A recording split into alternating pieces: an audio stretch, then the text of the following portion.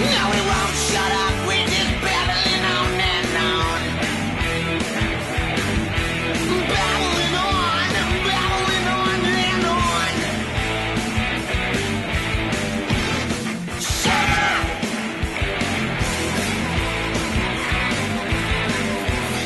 Shut up! No, we won't shut up, we're just babbling on and on. Babbling on and on. Shut up!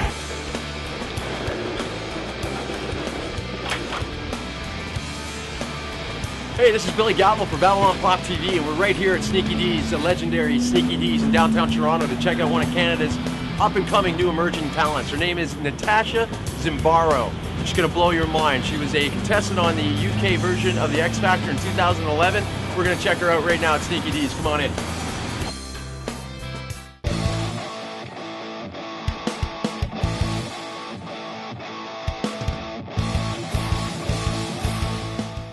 So we're here at Sneaky D's, hanging out. Natasha Zimbaro, Yep. 18 years old, Yes. fresh new talent on the pop country. Is that what you would call it? Pretty much just pop, almost pop rock now.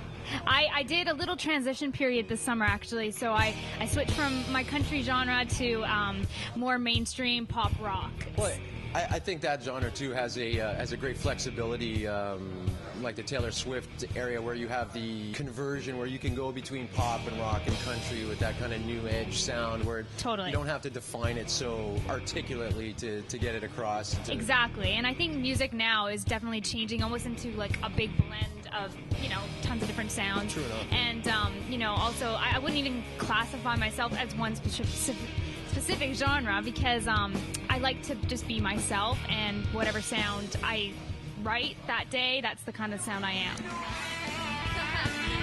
So we are here at Sneaky D's, Yes. hanging out, Toronto. How do you like Toronto? How's your experience so far? I love it, except for it's really cold here right now. Heels are not good in the snow. I have figured that out. I have the same problem. I'm sure you do, yeah. But yeah, I love it. It's beautiful here. It's really nice. And what are you in town for? Just business meetings right now. I can't say too much about what's happening, but Big things on the horizon, folks. hopefully, yes, that's what I'm hoping. And I'm just working hard and just, you know, trying to be successful at what I do. So, yeah. And I guess Toronto is the hub of the big bad music universe, so this is a place to do all the meetings and Yeah. set up all the showcases and stuff like that for all of the big bad record boys, right? Yeah, it totally seems like that. So it's a cool vibe here. I really like it. Well, Vancouver's got a cool vibe too. I wonder why they don't do more stuff out there, being on the West Coast and stuff. It seems all the Vancouver artists have to come all the way to Toronto Yeah, it's quite the to trek, get any isn't sort it? of establishment going. When, No, we won't shut up, we're just babbling on and on. Babbling on and on. So big things coming up in the future. Any plans to do any recording? Yeah, I'm actually in the studio quite a bit, you know, once every couple weeks kind of thing. I'm doing, you know, working hard on my album and just seeing where that takes me. How's So, that going? How's that process? really good.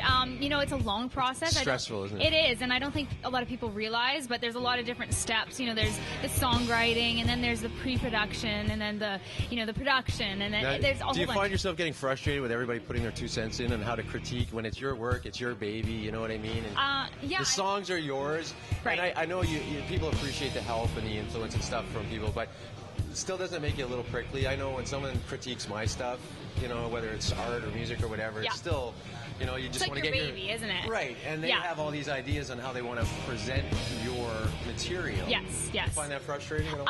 You know, I'm actually a very stubborn person. So you get your way then. Well, you know, I try, but I definitely do take all the, you know, the comments and the guidance and everything. I really do take that in, and I really use it towards my music, because I think, you know, a lot of the people I'm working with have had more experience in the industry than I have, so I respect that. No, we won't shut up, we're just babbling on and on. Babbling on and on.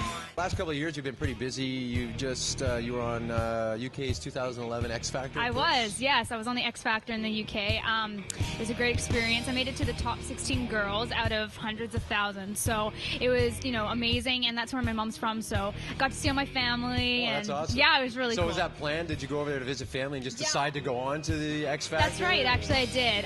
The first audition process was in March, so we had a trip booked for then. So I just tried out, and I got through. Did and well, I actually got through a few top 16 rounds. to a show that advertises for thousands is pretty impressive. Right. Yeah. And, it was a great experience. I got to meet Kelly Rowland from Destiny's Child and Gary Barlow from Take That, and I got to work with them. And we sang at Wembley 6 days in a row. So it was pretty cool. And like you and I discussed a little bit earlier, that it's a great reflection on kind of the little microcosms in the music industry and how everything is not necessarily prefabricated, but is pre-planned, and how products are designed and put out. And, some people respond really well to that environment. And some people are very comfortable in it. Yeah. People who are maybe more generic in their material and more original in their material don't find the process as comforting as some of the other people do. Totally. And I think it's just like whatever your journey's meant to be, like that's what's going to happen for you. And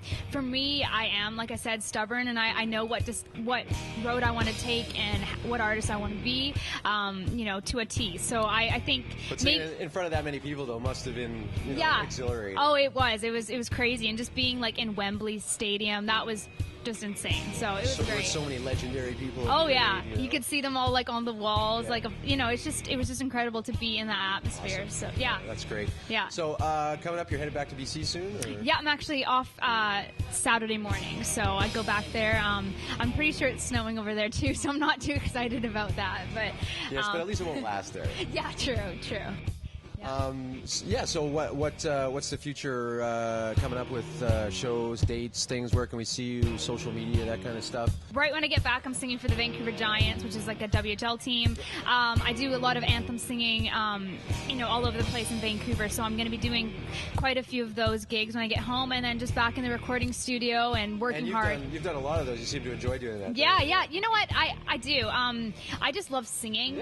Period, in front of people. So finding anywhere to showcase. Exactly. In front of anybody is totally. Yeah. Right now, my focus is my recording. Obviously, that's first and foremost. But I'm just working hard on that right now. So listen up, big labels. Pull your socks up. Somebody's got to catch this girl soon. They're gonna miss out.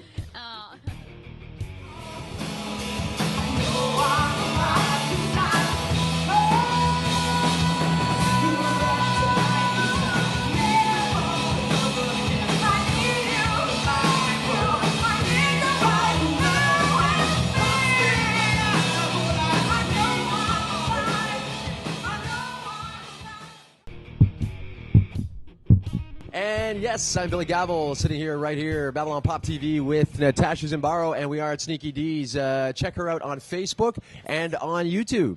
Yes, lots of great fun stuff, and Twitter. All right, and as well, check her out on BabbleOnPopTV.com.